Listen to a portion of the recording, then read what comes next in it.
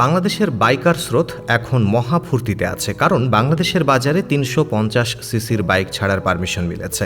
But এখানে একটা বিতর্ক আছে ২০২২-এর একটা রিপোর্টে, যেখানে এক বছরে বাইক দুর্ঘটনায় প্রাণ হারায় প্রায় ২৫৩৩ জন। আর সে জায়গায় ৩৫০ সিসির বাইকের অনুমোদন পাওয়া আসলে কি ভুল ডিসিশন নাকি? আমাদের অনেকেরই রয়েছে একটা ভুল ধারণা। আর ৩৫০ সিসি লিমিটেড বাইকের পারমিশন পাওয়ার পর বাংলাদেশে কোন কোন প্রিমিয়াম কোয়ালিটির বাইক আসতে পারে সমস্ত ডিটেলস শেয়ার করব।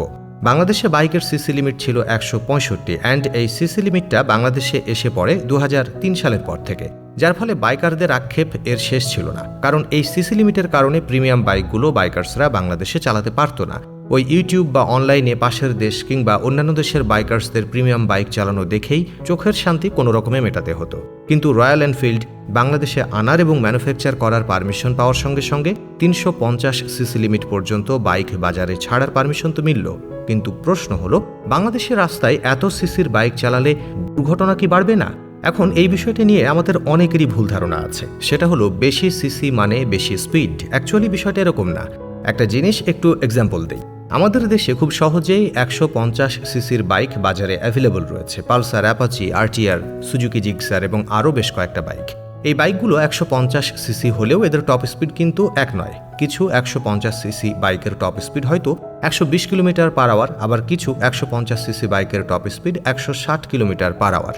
সেখানেই বোঝা যায় অধিক সিসি মানেই কিন্তু অধিক স্পিড নয়। মোরওভার হায়ার সিসির বাইকের কিন্তু সেফটি আরও ভালো হয়। সেখানে ব্রেকিং সিস্টেম আরও ভালো হয়, কন্ট্রোলিং সিস্টেমে অ্যাডভান্সমেন্ট থাকে। তবে তরুণদের অবভিয়াসলি একটু সচেতন হতেই হবে।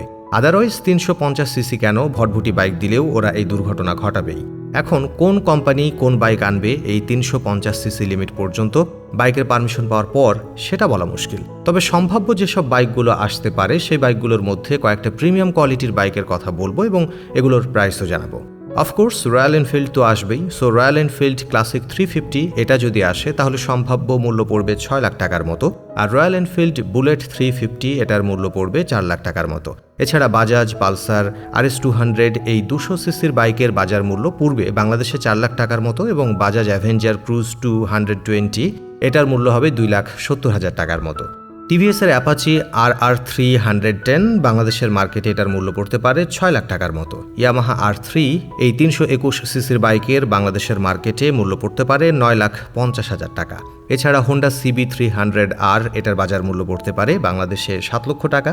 সুজুকি GSX 250 যেটা ১০ সেকেন্ডে ০ থেকে ১০০ কিলোমিটার পার আওয়ার স্পিড তুলতে পারে, যা top speed ১৪৮ kilometre per hour এবং ২৫০ সিসি এই বাইকের বাজার মূল্য বাংলাদেশে পড়তে পারে ৫ লক্ষ টাকা।